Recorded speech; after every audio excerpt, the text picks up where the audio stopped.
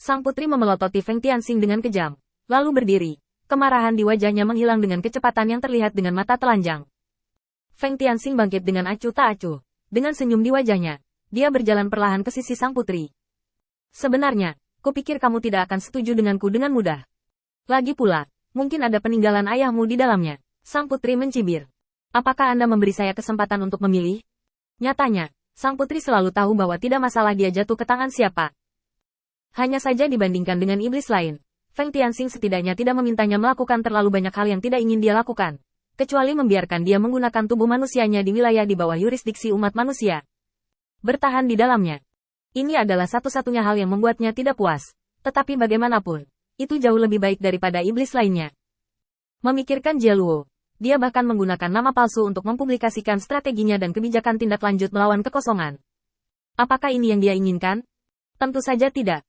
Tapi di sini di Feng Tianxing, sudah merupakan kebaikan yang besar untuk tidak meminjam namanya dan tidak membiarkannya memberi perintah yang tidak dia inginkan. Melihat Feng Tianxing hari ini, sang putri tahu bahwa Feng Tianxing datang ke sini dengan permintaan. Dia tidak akan memberikan barang-barang itu kepada Feng Tianxing begitu saja, hanya mencekik Feng Tianxing, dan kemudian dengan patuh menyerahkan barang-barang itu. Bahkan, dalam arti tertentu, dapat dianggap sebagai pertukaran sumber daya dan informasi.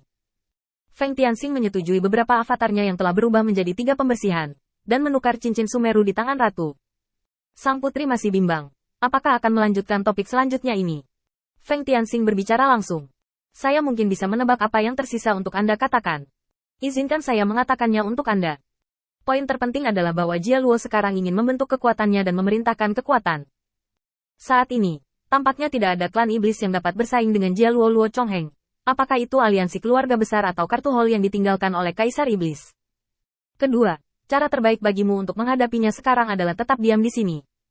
Meskipun aku belum menemukan putri palsu itu, seseorang pada akhirnya akan mengungkapnya.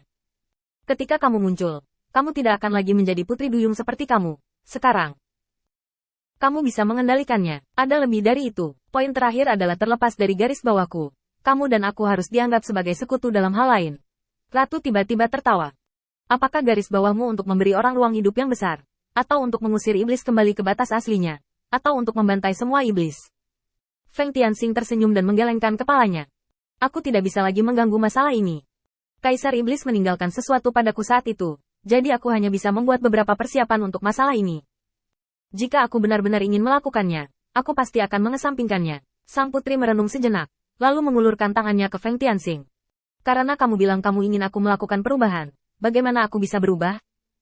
Tubuh manusia ini tidak cocok untuk latihan iblis. Feng Tianxing tersenyum dan menggelengkan kepalanya. Apakah kamu tahu di mana setan memiliki keunggulan dibandingkan dengan umat manusia? Itu adalah kekuatan fisik, daya tahan, dan kemampuan pemulihan sebelum menguasai Dao.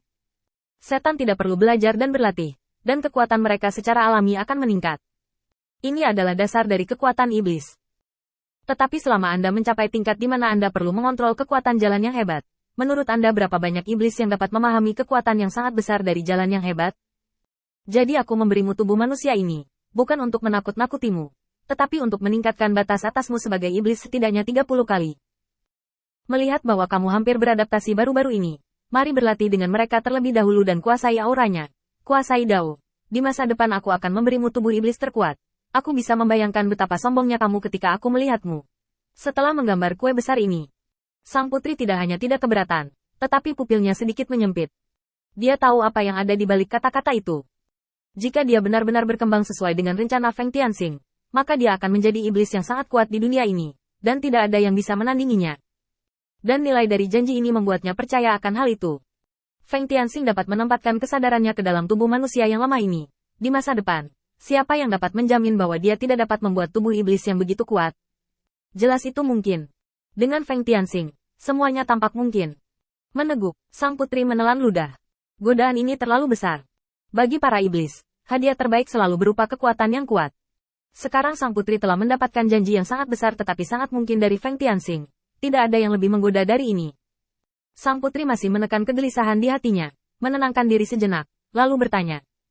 Lalu berapa harga yang harus kubayar? Feng Tianxing tersenyum. Tentu saja kamu bersumpah demi surga. Kamu tidak bisa langsung menyerang umat manusia. Setelah berpikir sejenak, sang putri masih mengangguk. Oke, tapi menurutku, permintaan ini tidak sebanding dengan manfaat yang kamu janjikan. Apa tujuanmu? Ketika ditanya pertanyaan seperti itu, Feng Tianxing mengakuinya dengan terus terang. Memang, aku masih membutuhkanmu untuk membantuku menjatuhkan Jia Luo di masa depan. Dan kemudian aku membutuhkanmu untuk melakukan sesuatu untukku. Proses ini akan sangat lama. Sang putri mengangguk. Menambahkan, kondisi yang diajukan oleh Feng Tianxing hampir tidak sama dengan manfaat yang dijanjikannya. Oke, kalau begitu transaksi ini bisa dianggap sebagai penyelesaian yang sempurna. Selanjutnya, bukankah seharusnya kamu membuat beberapa pengaturan? Beritahu murid pemarahmu, perlakuan seperti apa yang akan kamu berikan padaku. Feng Tianxing melambaikan tangannya dan meninggalkan rumah. Kamu tidak perlu khawatir tentang hal-hal ini. Istirahatlah dengan baik dan mulai besok. Feng Tianxing meninggalkan ruangan, dan melihat lebih dekat ketika dia melewati kucing itu. Hidup di sini dengan baik dan rasakan dengan hati-hati. Orang selalu tumbuh setelah periode waktu tertentu dan mengalami hal-hal tertentu. Dengan kata-kata Feng Tianxing, Rouning akhirnya santai. Yang paling dia takuti adalah Feng Tianxing mengatakan bahwa dia tidak melakukan pekerjaan dengan baik. Sekarang untuk Feng Tianxing, terlalu mudah untuk menghancurkan kehidupannya yang damai. Dia bahkan tidak perlu mengungkapkan identitasnya sebagai iblis. Akan diselesaikan sepenuhnya. Kerugian inilah yang membuatnya lebih peduli pada pendapat Feng Tianxing. Sikap Feng Tianxing membuatnya sangat bahagia. Menemukan Feng Ming lagi, kata Feng Tianxing langsung. Feng Ming, kembali dan berikan orang itu beberapa keterampilan kultivasi dasar manusia. Dia lebih agresif darimu dan lebih cocok untuk jalan berbahaya itu. Jangan khawatir tentang hal lain, aku siap. Feng Ming menundukkan kepalanya dan berkata. Ya, Feng Tianxing melirik dari kejauhan, dan tidak bisa menahan nafas dengan emosi. Feng Ming, tingkat pertumbuhanmu di sini jauh lebih cepat dari yang aku harapkan. Terakhir kali aku bertarung denganmu sebagai guru, meskipun aku tidak menggunakan sarana umat manusia, aku melihat pertumbuhanmu sebagai seorang guru. Teruslah bekerja keras, dan jangan terlalu memaksakan diri. Sebagai seorang guru, saya percaya bahwa Anda akan menjadi pilar terkuat saya di masa depan. Feng Ming mengangkat kepalanya untuk melihat Feng Tianxing. Keraguan di matanya perlahan menghilang hingga menjadi jelas. Waktu itu tuannya, Feng Tianxing tertawa, dan menepuk bahu Feng Ming dengan keras. Aku masih harus melakukan sesuatu, jadi aku tidak akan tinggal di sini lagi. Aku akan bekerja keras dan menjadi guru bersama untuk mencari masa depan yang cerah bagi umat manusia. Feng Ming mengangguk hampir dengan air mata berlinang.